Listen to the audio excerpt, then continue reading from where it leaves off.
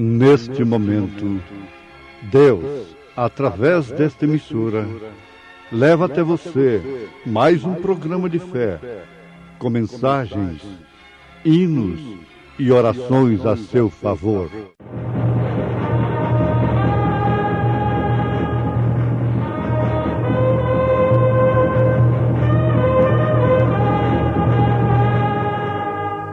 Fé para vencer. Somente crer, somente crer, tudo é possível, somente crer, somente crer, somente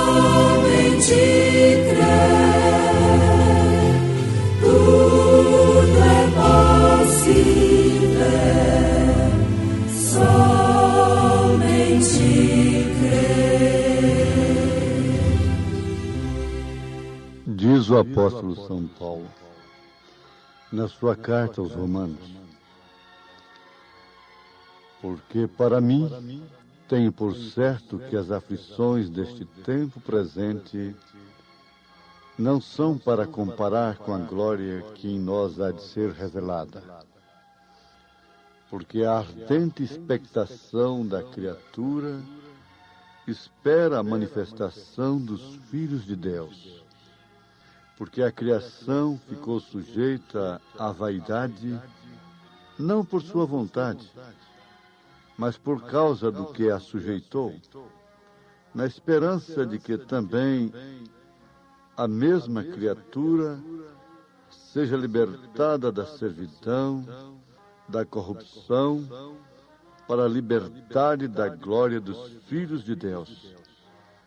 Porque sabemos que toda a criação geme e está juntamente com dores de parto até agora. E não só ela, mas nós mesmos, que temos as primícias do Espírito, também gememos em nós mesmos, esperando a adoção, a saber, a redenção dos nossos corpos. Momentos no tabernáculo da fé. Irmã Jane e irmã Norma cantam há momentos difíceis, momentos de aflição, momentos de lágrimas, de tristeza. Mas lembremos, porque para mim tenho por certo que as aflições deste tempo presente não são para comparar com a glória que em nós há de ser revelada. Vamos para o tabernáculo com Há Momentos, irmã Jane e irmã Norma.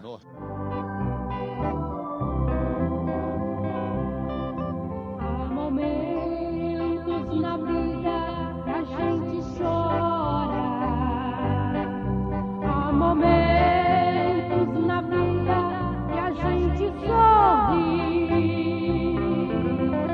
mas a vida é mais linda que o pôr do sol, mesmo com lágrimas ou importante.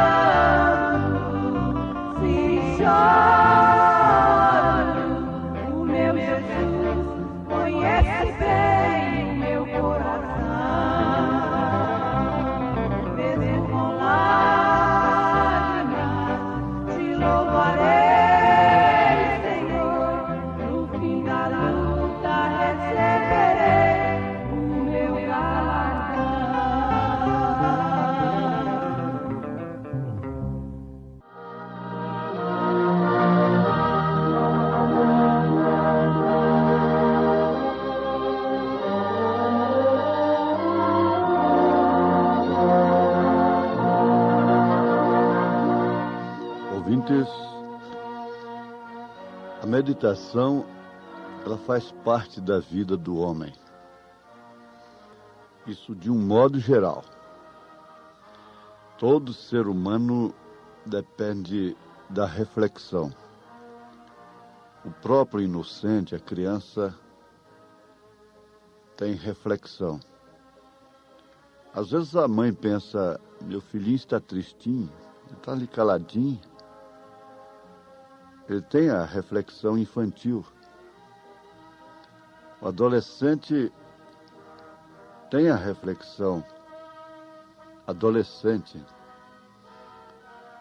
E, por certo, é claro, lógico, que o homem, quando atinge a idade da maturidade, ele tem que ter a reflexão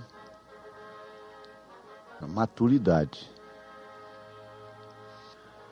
Aqui, no Evangelho segundo São João, capítulo 17, nós temos a oração do próprio Senhor Jesus Cristo, chamada a oração sacerdotal. Não tem oração mais perfeita, mais completa do que esta. E Jesus disse, dei-lhes a tua palavra, e o mundo os aborreceu, porque não são do mundo, assim como eu não sou do mundo. Não peço que os tire do mundo, mas que os livres do mal. Não são do mundo como eu do mundo não sou. Santifica-os na verdade, a tua palavra é a verdade. Assim como tu me enviaste ao mundo, também eu os enviei ao mundo. Voltemos ao poder da meditação.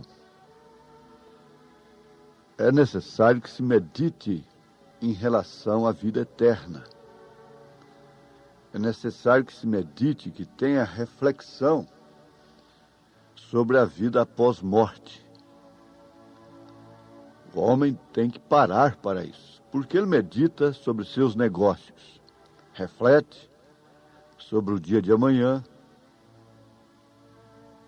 O jovem ainda reflete, medita sobre o seu futuro, pretende se formar, ou ser um fazendeiro, um técnico em qualquer coisa, de acordo com sua vocação. Mas o próprio Senhor Jesus Cristo faz uma advertência, recomenda que nós devemos buscar, em primeiro lugar, o reino de Deus. Isto quer dizer refletir,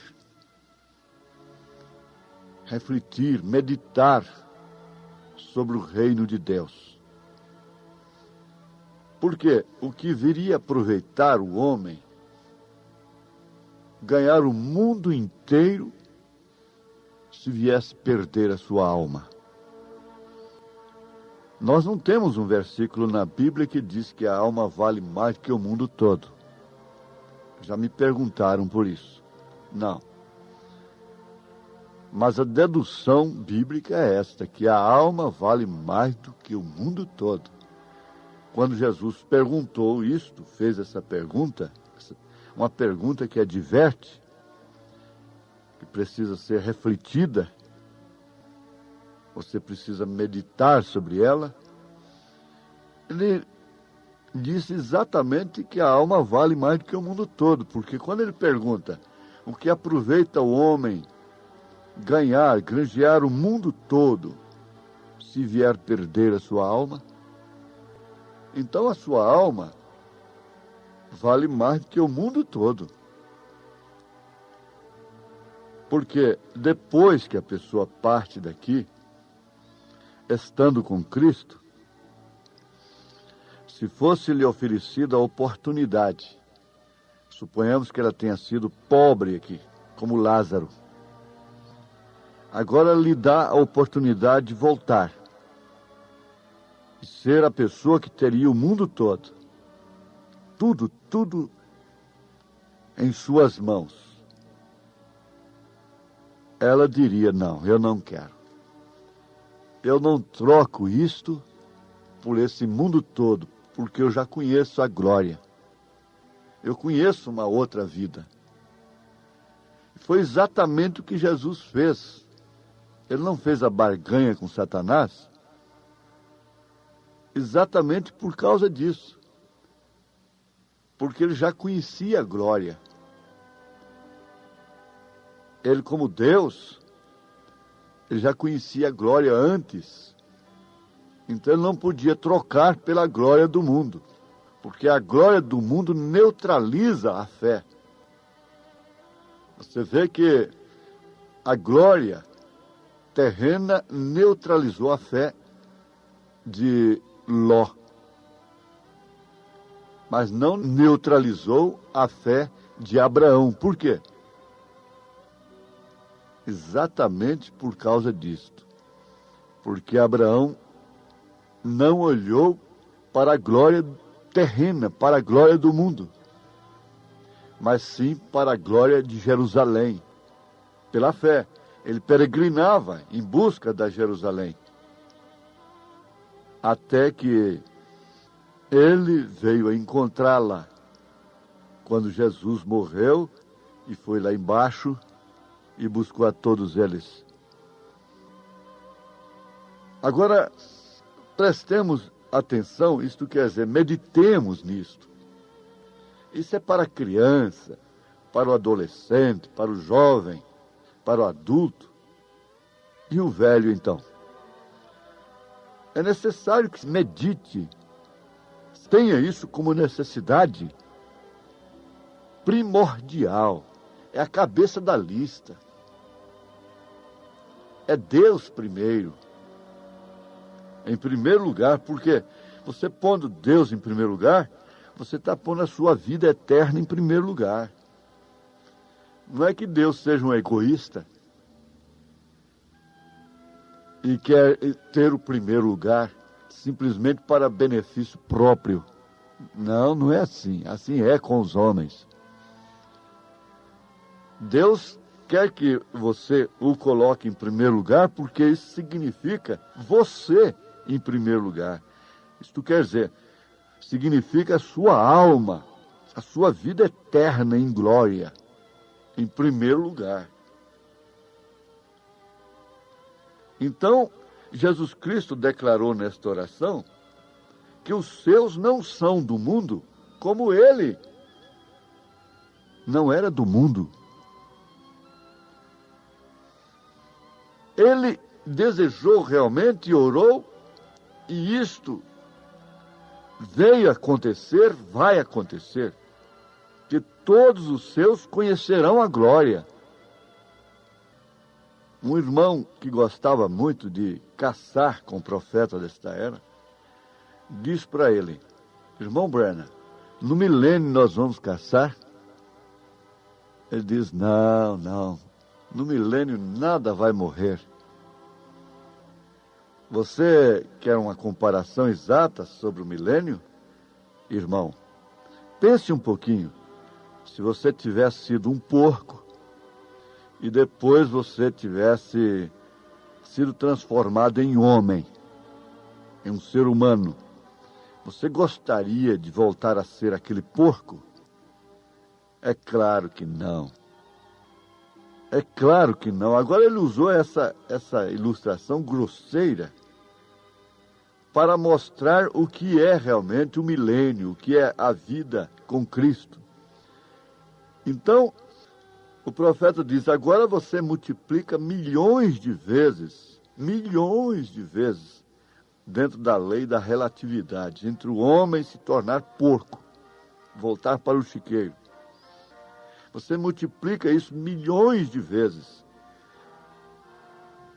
E pense, depois que você estiver lá, naquela condição, naquele estado de salvo, no corpo celestial, você jamais pensará em ser humano.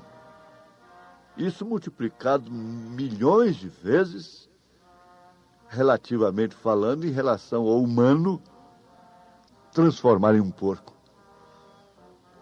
Veja que grandeza! Não dá, a mente humana não dá para conceber. Ela não pode admitir, ela não pode assimilar a mente humana. Olha, é constatado isso cientificamente que o homem não usa nem 10% da sua mente. O homem que usa 10% da mente é um excepcional, um superdotado. Agora você já pensou 100%? Não é nesse corpo. Paulo diz, mas nós temos a mente de Cristo.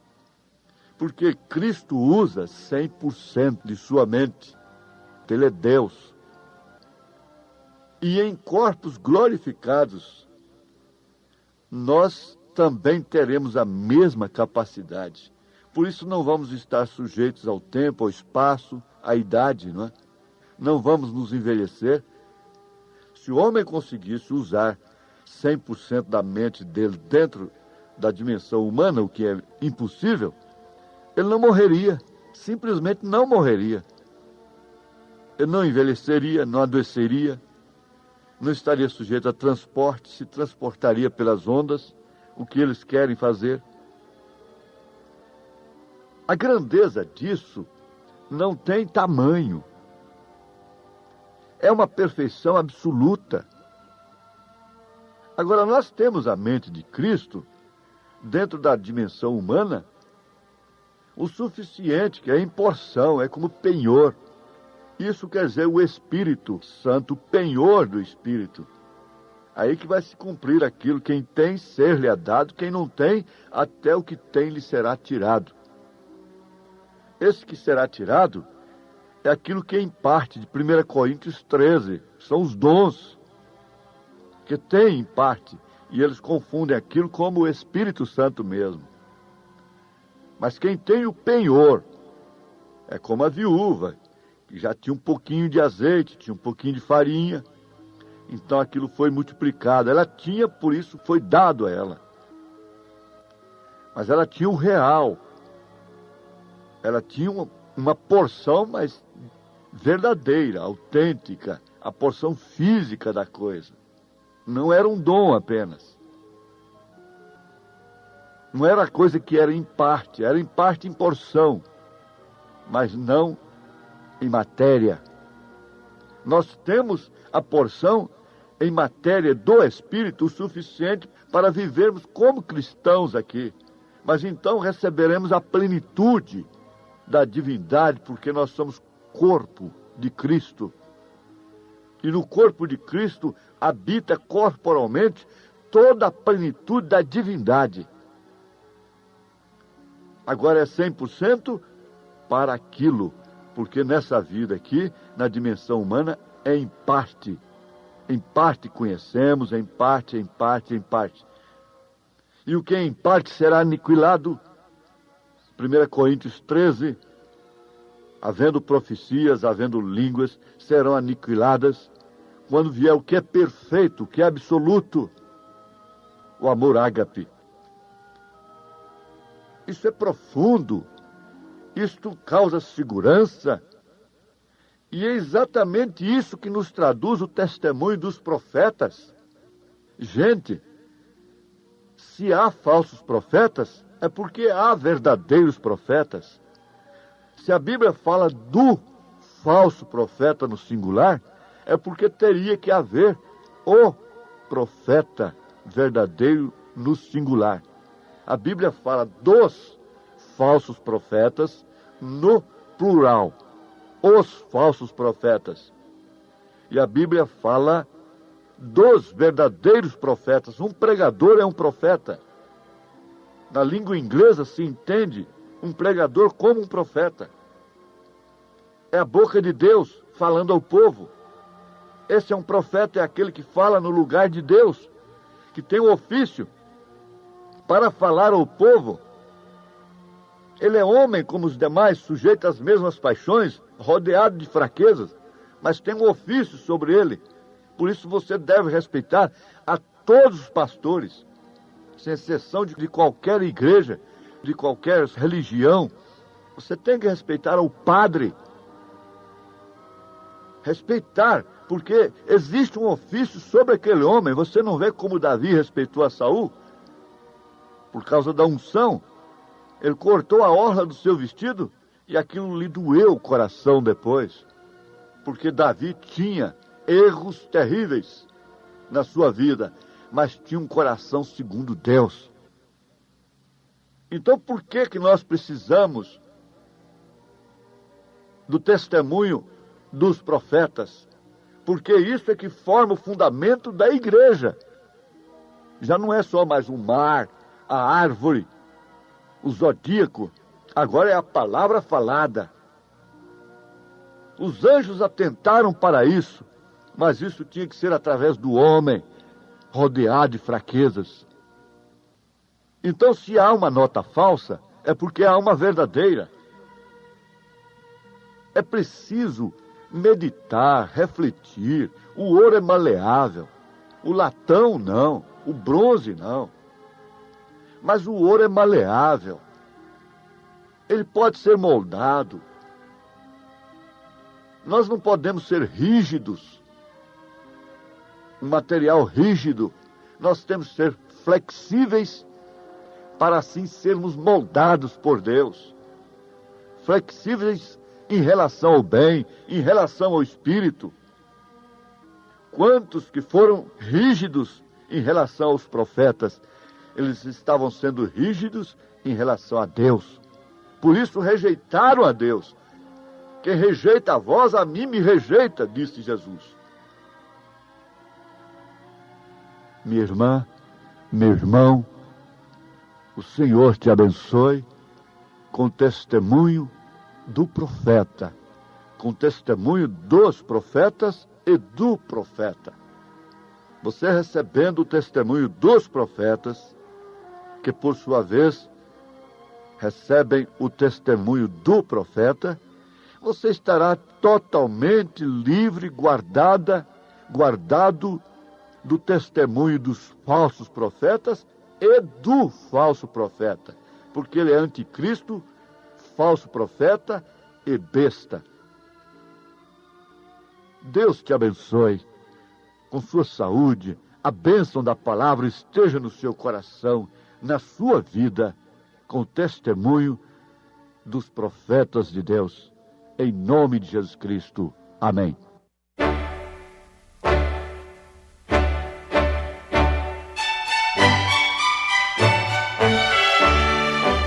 Ouvintes, escreva-nos pela caixa postal de número 15.020, 15020, CEP 74.501-970, Goiânia, Goiás. O nosso endereço na internet é www.apalavraoriginal.org.br. Volte a nos ouvir amanhã novamente neste mesmo horário, nesta emissora, se o Senhor nos permitir, com fé no Filho de Deus, a fé que vence o mundo.